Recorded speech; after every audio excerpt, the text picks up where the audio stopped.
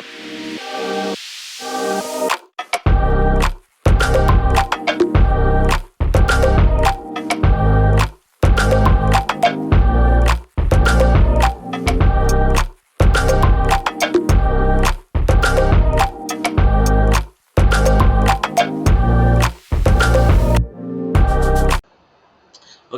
Mobile network வந்து பார்த்தீங்கன்னா complete explanation இது ஆக்சுவலாக. இது வந்து பார்த்தீங்கன்னா ரெட்மி 8A. ஓகே, ரெண்டுமே ஒரே பிசிபி தான் கிட்டத்தட்ட. ஸோ இதில் வந்து பார்த்தீங்கன்னா நாங்கள் மெஷர்மெண்ட் எடுத்திருக்கோம். இதனுடைய அடிப்படை டீட்டெயில்டு ஃபங்க்ஷனாலிட்டி வந்து ஸ்லைட்ஸாக இருக்குது.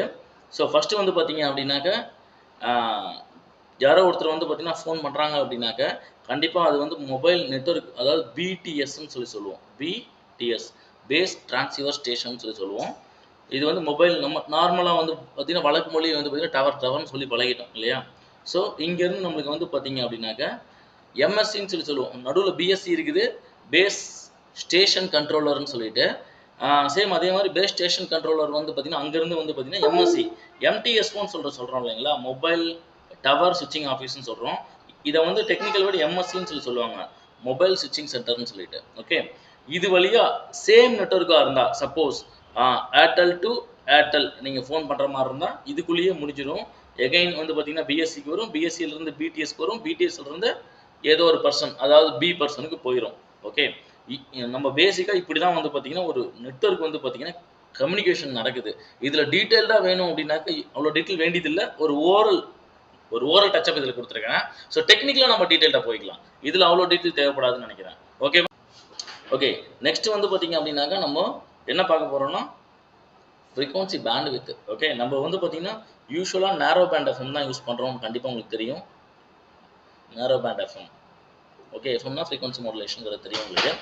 ஸோ இதில் ஹை பேண்ட் வந்து பார்த்தீங்கன்னா B40 அப்படின்னு போட்டிருக்கோம். ஸ்கீமேட்டிக்ஸில் பார்த்தீங்கன்னா பேண்ட் 40 அப்படிங்கிறது 2300 மெகா ஹெட்ஸ்ன்னு நம்ம மென்ஷன் பண்ணிக்கணும்.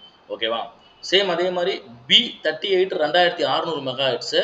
இது கூடவே பார்த்தீங்க அப்படின்னாக்க நம்மளுக்கு B7 சேம் தான், பட் ஆனால் டிஃப்ரெண்ட் பிராண்டில் வந்துடும், வேறு எதுவும் கிடையாது. B41ங்கிறது 2500 மெகா ஹெட்ஸு. எல்லாத்து பக்கத்துலேயும் மெகா ஹெட்ஸுங்கிறத வந்து பார்த்தீங்க அப்படின்னா புரிதல் எடுத்துக்கோங்க. ஸோ கண்டிப்பாக மிட் பேண்ட் அப்படின்னு வரும்போது பார்த்தீங்க அப்படின்னா B2ன்னு மென்ஷன் பண்ணியிருப்பாங்க, B39 மென்ஷன் பண்ணியிருப்பாங்க. ரெண்டுமே என்னது 1900 மெகா ஹெட்ஸ் தான், ஆனால் பேண்ட் வேறையா, சாரி பிராண்ட் வேறையாக வரும். ஓகே, அதே மாதிரி B34 எடுத்திங்கன்னா B1 B4 இது மூணுமே 2300 மெகா ஹெட்ஸ் தான். ஓகே, நம்மளுக்கு வந்து பார்த்தீங்கன்னா சரி நான் சொன்ன மாதிரி தான். சரி, B3 எடுத்திங்கன்னா 1800 மெகா ஹெட்ஸ். இது வந்து பார்த்தீங்கன்னா மிட் பேண்டில் இத்தனை வந்து பார்த்தீங்கன்னா டிஃப்ரெண்ட் பிராண்ட்ஸ் இருக்குது. ஓகே, எது உள்ளே வருதோ அதுக்கு தகுந்த மாதிரி வந்து பார்த்தீங்கன்னா பேண்ட் வித்தினுடைய அந்த நம்பர்ஸ் B2 B8 B3ன்னு மென்ஷன் பண்ணுவாங்க. அதே மாதிரி லோ பேண்ட் நம்மளோட 2G. ஓகே, இதை வந்து B8ன்னு சொல்லுவோம். இதை வந்து GSM 900 மெகாஹெர்ட்ஸ்ன்னு சொல்லுவோம். யூஸ்வலாக நம்ம 2Gயை நம்ம B8 வந்து பார்த்தீங்கன்னா GSM 900 மெகாஹெர்ட்ஸ்ன்னு சொல்லுவோம். கண்டிப்பாக இது எல்லாமே GSM தான், பட் ஸ்டில் நம்ம 900 மெகாஹெர்ட்ஸை தான் நம்ம வந்து ப்ரைமரியாக எப்பயுமே மென்ஷன் பண்ணுவோம். ஓகே, B20 நம்மளுக்கு வந்து 800 மெகாஹெர்ட்ஸ் வரும். சேம் அதே மாதிரி 28 பார்த்தீங்க அப்படின்னா 700 மெகாஹெர்ட்ஸ் வரும். ஓகே, BC0 B5 ரெண்டுமே வந்து பார்த்தீங்கன்னா 850 மெகாஹெர்ட்ஸ் தான் வரும். ஓவரால் நம்மளுக்கு ஃபோனில் ரெட்மி 8Aல இந்த மெஷர்மெண்ட் எடுத்துருக்கிறோம். 8Aல மட்டும் கிடையாது, எல்லா மாடலுக்கும் இது அப்ளிகபிள் ஆகும். நாளைக்கு ஃபியூச்சரில் நம்மளுக்கு 5G வருதுன்னா 5Gக்கு பேண்ட் வித் இந்த மாதிரி பிரிப்பாங்க, அதுக்கு ஒரு நேம் வைப்பாங்க, B8ங்கிற மாதிரி அதுக்கு ஒரு நேம் வைப்பாங்க. ஸோ நம்ம வந்து டைம் டு டைம் வந்து பார்த்தீங்கன்னா அப்கிரேட் பண்ணிக்கணும்.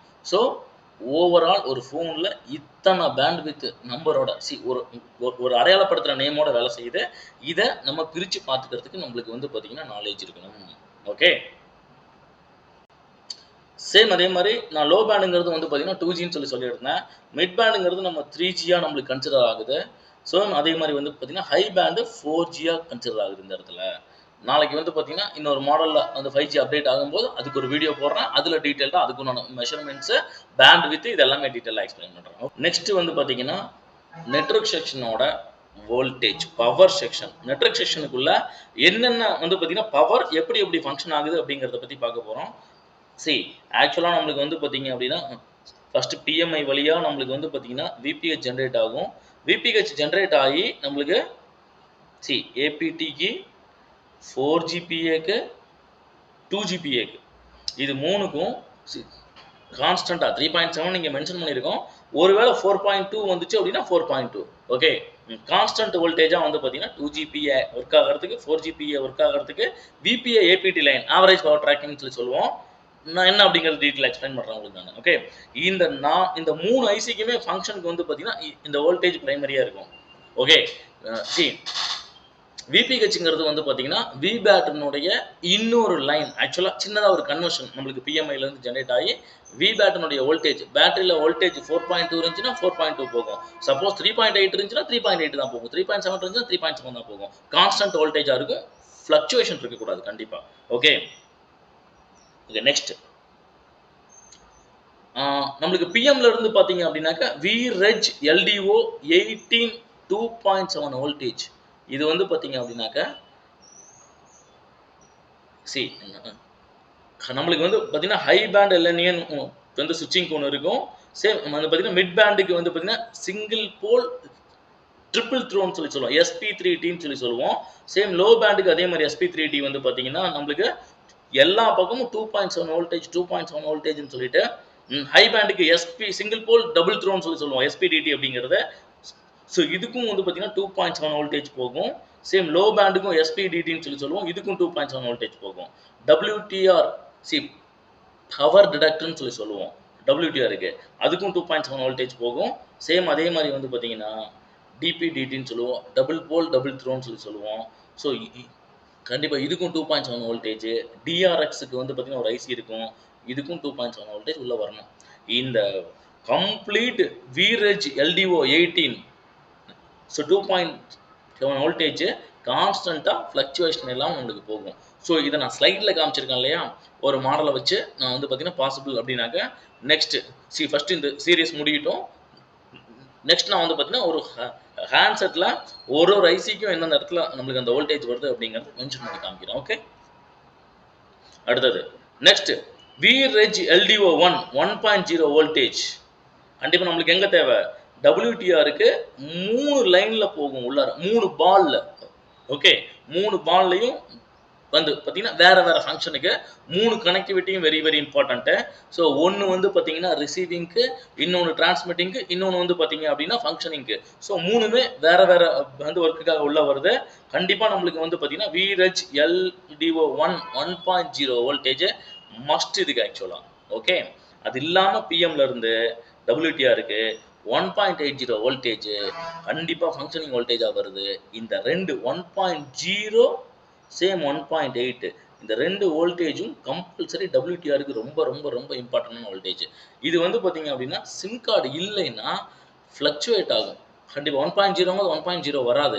சம்டைம்ஸ் 0.80 0.70 வரும். அதே மாதிரி 1.8ங்கிறது 1 வோல்டேஜ் கூட வராது. சம்டைம்ஸ் ஃப்ளக்சுவேட் ஆகும். ஆனால் சிம் கார்டு இருந்தால் கான்ஸ்டன்ட் 1.0னா 1.0 வரும். சம்டைம்ஸ் 0.99 இருக்கும். அந்த டாலரன்ஸ் வேல்யூவை நம்ம வந்து பார்த்தீங்கன்னா அக்செப்ட் பண்ணிக்கலாம், பிரச்சனை இல்லை. ஆனால் ஷுட் பி வந்து அது கான்ஸ்டன்ட். 1.8னா 1.79 வந்து கான்ஸ்டன்ட்டாக நிற்கும். ஸோ பிரச்சனை கிடையாது. ஆனால் compulsory should be constant. At least மல்டிமீட்டரை வைக்கிறீங்கன்னா வச்சவொன்னே எடுத்துடாதீங்க. மல்டிமீட்டரை வச்சு அட்லீஸ்ட் நீங்கள் வந்து பார்த்தீங்கன்னா ஒரு 5 செகண்ட்னாவது ஃப்ளக்சுவேட் ஆகுதா, ஃப்ளக்சுவேட் ஆகுதுன்னா பிரச்சனை இருக்குது அப்படிங்கிறது அர்த்தம். சரியா, நான் கூட ரிப்பேரிங் வீடியோஸ்லாம் நிறைய வந்து பார்த்தீங்கன்னா ஸ்டூடெண்ட்ஸை உட்கார வச்சு ரிப்பேர் பண்ணி போட்டிருப்போம். ஸ்டூடெண்ட்ஸ் வந்து பார்த்தீங்கன்னா மல்டிமீட்டர் வச்சோன்னு எடுக்க ட்ரை பண்ணுவாங்க. பட் ஆனால் வைங்க, எதுக்காக அதை சொல்கிறேன் அப்படின்னு கேட்டிங்கன்னா, நிறைய பேர் பண்ணுற மிஸ்டேக் வச்சோன்னா வோல்டேஜ் வந்துச்சுன்னா மல்டிமீட்டர் எடுத்துடுறீங்க. ஆனால் கட்டாயமாக வந்து பார்த்தீங்கன்னா அது ப்ராப்பரான வே கிடையாது. கம்பல்சரி ஃப்ளக்சுவேட் ஆகுதா இல்லையாங்கிறத நீங்கள் வச்சிங்கன்னா மட்டும்தான் உங்களால் கண்டுபிடிக்க முடியும். ஓகே ஓகே, ஸோ நம்மளுக்கு விரெஜ் L4 1.8 வோல்டேஜும் விரெஜ் LDO 1.0 வோல்டேஜும் WTR ஃபங்க்ஷன் ஆகிறதுக்கு very very important. Okay, next விரெஜ் LDO 5 1.8 வோல்டேஜ் எங்கே போகுதுன்னு பாருங்க. இது எடுத்தீங்கன்னா VPA APTக்கு போகுது. சேம் அதே மாதிரி 4GPAக்கு போகுது. 2GPA DRX. இந்த எல்லா இதுக்கும் வந்து பார்த்தீங்கன்னா இந்த வோல்டேஜ் வந்து பார்த்தீங்கன்னா very very very important. 1.8 voltage அப்படிங்கிறது கம்பல்சரி வந்து பார்த்தீங்க அப்படின்னாக்க இந்த எல்லா வோல்டேஜும் இருந்தால் மட்டும்தான் உங்களுடைய நெட்வொர்க் செக்ஷன் வேக்கப் ஆகி, ரிசப்ஷன் ஆன் ஆகி, ரேடியோ வேக்கப் ஆகி ஃபங்க்ஷன் ஆக ஆரம்பிக்கும். ஓகே, இது இல்லாம நம்மளுக்கு விபிஏ ஏபிடி லைன் வந்து பார்த்தீங்க அப்படின்னாக்க 3.7 வோல்டேஜ் வந்து பார்த்தீங்கன்னா மேபி 4.2 கூட இருக்கலாம், சொல்ல முடியாது.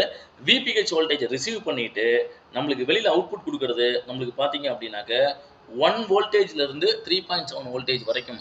அதாவது உங்க போனு 4G நம்மளுக்கு நெட்வொர்க்கை யூஸ் பண்ணும்போது ரேஞ்சை பொறுத்து, இப்போ நான் பிடிஎஸ்க்கு பக்கத்தில் இருக்கேன் அப்படின்னாக்க எனக்கு வந்து பார்த்தீங்கன்னா VPA APT voltage power amplifier. விபிஏன்னா ஏபிடிங்கிறது ஆவரேஜ் பவர் ட்ராக்கிங். நம்மளுடைய பேட்டரியை கன்சியூம் பண்ணுறதுக்காக இந்த விபிஏ ஏபிடி ஐசி போட்டிருக்காங்க. 4G நெட்வொர்க் நம்ம யூஸ் பண்ணுறோம் அப்படின்னாக்க கண்டிப்பாக நம்மளுக்கும் பிடிஎஸ்க்கும் நடுவில் இருக்கிற வந்து என்ன சொல்றது ரேஞ்ச் வந்து பார்த்தீங்கன்னா எவ்வளோ தூரமாக இருக்கும் எவ்வளோ பக்கமாக இருக்குங்கிறத பொறுத்து ரேஞ்ச் ஃபுல்லாக இருந்துச்சு அப்படின்னாக்க நம்மளுக்கு 1 வோல்டேஜ் கொடுக்கும். ஓகே, ஆவரேஜாக செக் பண்ணிக்கிட்டே இருக்கும் நம்மளோட செட்டோட ரேஞ்சை. ஸோ நம்மளுக்கு வந்து பார்த்தீங்கன்னா ரொம்ப தூரமாக இருக்கும்னா ரேஞ்ச் கம்மியாக இருக்கும். அப்போ வோல்டேஜை பூஸ்ட் பண்ணி 4.2 வரைக்கும் கொடுத்து நம்மளுடைய 4GPAவை பூஸ்ட்டாக வச்சுருக்கோம். ஸோ வோல்டேஜை வந்து பார்த்தீங்கன்னா மெஷர் பண்ணிக்கிட்டே இருக்கும், depends on the range. Okay, அப்போது 3 லைன் போகும் இதுக்குள்ளார பார்த்தீங்க அப்படின்னாக்க விபிஏ ஏபிடி லைனை. ரேஞ்ச் ரொம்ப கிட்டத்தில் இருக்கிறோம், ஃபுல் ரேஞ்ச் இருக்குது அப்படின்னா 1 வோல்டேஜ் தான் போகும். ரொம்ப ஃபார் அவேல இருக்கிறோம் அப்படின்னாக்க நம்மளுக்கு விபிஹெச் லைன் அப்படியே 4.2 வோல்டேஜ் வரைக்கும் போகும். ஓகே, ஆவரேஜாக இது வந்து பவர் ட்ராக்கிங் பண்ணிக்கிட்டே இருக்கும். ஓகே, ஸோ அதனால தான் இதை வந்து பார்த்தீங்கன்னா ஏபிடி ஐசின்னு சொல்லி சொல்கிறோம். பேட்டரியை கன்சியூம் பண்ணுறதுக்காக இந்த விபிஏ ஏபிடி ஃபங்க்ஷன் ஆகுது. எல்லா 4G மாடல்லையும் மோஸ்ட் ஆஃப் த ரீசன்ட் மாடலில், ரொம்ப பழைய மாடலில் விபிஏ ஏபிடிக்கு ஃபங்க்ஷன் நம்மளுக்கு பிசிபியில் டிசைனிங் எல்லாம் முடிச்சு சில மாடல் நம்மளுக்கு வந்து பார்த்தீங்கன்னா ஐசி இல்லாமல் நார்மலாக 4G ஃபங்க்ஷன் பண்ண விட்டுருக்காங்க. ஆனால் வந்து பார்த்தீங்கன்னா மோஸ்ட் ஆஃப் த ரீசன்ட் மாடல்ஸில் 4Gயில் எல்லாத்துலேயும் விபிஏ ஏபிடி இருக்குது. இந்த விபிஏ ஏபிடிக்கு அப்புறம் வந்து பார்த்தீங்கன்னா நம்மளுக்கு என்வலப் ட்ராக்கிங்னு சொல்லிட்டு என்வலப் ட்ராக்கிங், அது நான் உங்களுக்கு டீட்டெயிலாக எக்ஸ்பிளைன் பண்ணுறேன், நெக்ஸ்ட் ஸ்லைடில் எக்ஸ்பிளைன் பண்ணுறேன். என்வலப் ட்ராக்கிங் அப்படிங்கிறது வந்து பார்த்தீங்க அப்படின்னா புதுசாக வந்து பார்த்தீங்கன்னா ஃபங்க்ஷன். அது ஆக்சுவலாக நம்மளுக்கு இன்னும் கொஞ்சம் வந்து பார்த்தீங்கன்னா வோல்டேஜை வந்து பார்த்தீங்கன்னா சேவ் பண்ணுறதுக்காக அந்த ஃபங்க்ஷனாலிட்டி ரன் ஆகுது. இதுதான் நம்மளுடைய ஓவரால் நெட்வொர்க் செக்ஷனுடைய வோல்டேஜ். ஸோ பவர் நம்மளுக்கு வந்து பார்த்தீங்கன்னா எங்கெங்கே ஃபங்க்ஷன் ஆகுதுங்கிறத ஒரு இடத்துலையும் எப்படி மெஷர் பண்ணுறது அப்படிங்கிறத ஸ்கீமேட்டிக்ஸை வச்சு நீங்கள் அந்தந்த இடத்துல செக் பண்ணிங்கன்னா மட்டும்தான் இது எல்லாமே இருக்குதான்னு நம்மளால் செக் பண்ண முடியும். இது இருந்தால் மட்டும்தான் நெட்வொர்க் செக்ஷன் வேக்கப் ஆகும். வந்து பார்த்தீங்கன்னா LNA low noise amplifier, single pole triple throw 3T சொல்லி சொன்னேன், SP3T SP இந்த டிடிலாம் சொன்னேன் இல்லையா, DPDTலாம், இது எல்லாமே வந்து பார்த்தீங்க அப்படின்னா அடுத்தடுத்த ஸ்லைட்ஸில் சிங்கிளாக எக்ஸ்பிளனேஷன் கொடுக்குறேன். ஓகே, நெக்ஸ்ட் வந்து பார்த்தீங்கன்னா communication protocol. Okay, CPU to other network slave IC கூட எப்படி CPU வந்து பார்த்தீங்க அப்படின்னா கம்யூனிகேட் பண்ணுது அப்படிங்கிற ஒரு பேசிக் ஸ்ட்ரக்சர் தான் இது. இதை டீட்டெயில் பண்ணி இன்னொரு ஸ்லைடு வச்சிருக்கேன். ஃபர்ஸ்ட் ஒரு அடிப்படை புரிதல் கொடுத்துட்றேன், அப்புறம் டீட்டெயிலாக வந்து பார்த்தீங்கன்னா எப்படி ஃபங்க்ஷன் ஆகுதுன்னு சொல்லிட்டு இன்ச் பை இன்ச் ஒரு பாலுக்கும் கனெக்டிவிட்டியை நான் உங்களுக்கு ஈஸியாக மெஷர் பண்ணி காமிக்கிறேன். Okay, RFFE 1 clock and data வந்து பார்த்தீங்கன்னா WTRக்கு போகுது. ஓகே, WTR கூட CPU வந்து கம்யூனிகேட் பண்ணுற ப்ரோட்டோகால் நேம் வந்து பார்த்தீங்கன்னா RFFE 1 கிளாக், RFFE 1 டேட்டா. RFFEனா ரேடியோ ஃப்ரீக்வன்சி ஃப்ரண்ட் எண்டுன்னு சொல்லுவோம். CPU வந்து பார்த்தீங்கன்னா WTR வந்து பார்த்தீங்கன்னா ஃபங்க்ஷன் ஆகுது. ஃபர்ஸ்ட் வந்து பார்த்தீங்கன்னா ஒர்க் ஆகிறதுக்கு உண்டான எனேபிளிங் கமாண்ட் கொடுக்குது. சேம் அதே மாதிரி ஒர்க் ஆகுதான்னு சொல்லி டேட்டா வழியாக வந்து பார்த்தீங்கன்னா ஒரு அண்டர்ஸ்டாண்டிங் கிடச்சிக்குது CPUக்கு. ஓகே, அதே மாதிரி வந்து பார்த்தீங்கன்னா RFFE 2 லைன் பார்த்தீங்க அப்படின்னாக்கா டேட்டா அண்ட் கிளாக்கு நம்மளுக்கு ஏபிடிக்கு போகுது, 4GPAக்கு போகுது, 2GPAக்கு போகுது. ஓகே, இது வந்து பார்த்தீங்க அப்படின்னாக்கா 3 ஐசியையும் இந்த வந்து RFFE 2 லைன் வந்து பார்த்தீங்கன்னா ஹேண்டில் பண்ணுது. அதே மாதிரி RFFE 3 இல்லை, RFFE 4 வெளியிலே எடுக்கல, மேபி ஃபியூச்சர் யூஸ்க்காக வச்சிருக்கலாம்னு நினைக்கிறேன்.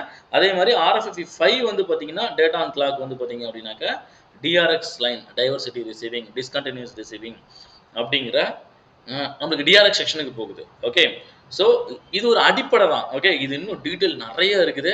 இதுலேயே நான் எல்லாமே கொடுக்க முடியாது. ஏன்னு கேட்டால் இந்த பேசிக் அடிப்படை புரிதலை கொடுத்துட்டு அதுக்கப்புறம் இதை எக்ஸ்பேண்ட் பண்ணிக்கலாம் அப்படிங்கிறது தான் திங்கிங்க. ஸோ இது இல்லாமல் ஏபிடிக்கு அடுத்தது வந்து பார்த்தீங்கன்னா ET என்வலப் ட்ராக்கிங் அப்படிங்கிறது, அடுத்தது வந்து பார்த்தீங்க அப்படின்னா DRXக்கு அப்புறம் வந்து பார்த்தீங்க அப்படின்னா 4G லைன்னு சொல்லி சொல்லுவோம். DRXை பொறுத்த வரைக்கும் வந்து பார்த்தீங்க அப்படின்னா 4G ஹை பேண்ட்னு சொல்லுவோம். அடுத்து 5G. என்வலப் ட்ராக்கிங்கு 5G பற்றின கம்ப்ளீட் டீட்டெயில் எல்லாமே வந்து பார்த்தீங்கன்னா கிளாஸில் டீட்டெயில்டாக எடுக்கிறோம். ஸோ எல்லா நேரத்துலையும் எல்லா இடத்துலையும் இன்னைக்கு ட்ரெண்டிங்கில் என்ன இருக்கோ அதை கிளாஸில் டீட்டெயில்டாக கவர் பண்ணிடுறோம். ஓகே.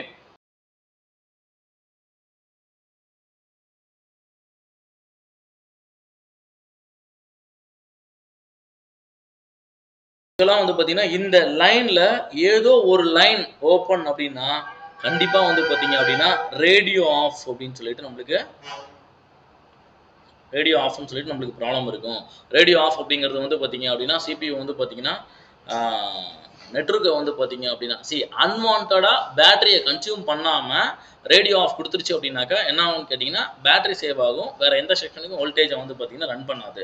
ஏன் அப்படின்னு கேட்டிங்கன்னா சிபியூ சென்ஸ் பண்ணும்போது கண்டிப்பாக ஸ்லேவ்ட்டிருந்து ரிப்ளை கிடைக்கணும். ரிப்ளை கிடைக்காததுனால வந்து பார்த்தீங்கன்னா என்ன ஆயிருன்னு கேட்டால் எனக்கு ரிப்ளை கிடைக்கல, அந்த ஃபங்க்ஷன் வேண்டியதில்லை அப்படிங்கிறதுனால ரேடியோ ஆஃப்னு சொல்லிட்டு நம்மளுக்கு சொல்லிடுவாங்க. இவ்வளோ தான் விஷயம், வேறு எதுவும் கிடையாது. நான் இந்த நெட்வொர்க்ஸ் வந்து பார்த்தீங்க அப்படின்னா இந்த செக்ஷன் இந்த வீடியோவை நான் இதோட இந்த பார்ட் 1 நான் எண்ட் பண்ணுறேன். இது இல்லாமல் பார்த்தீங்க அப்படின்னாக்க ஊருப்பட்ட டீட்டெயில்ஸ் கலெக்ட் பண்ணி வச்சுருக்கோம்.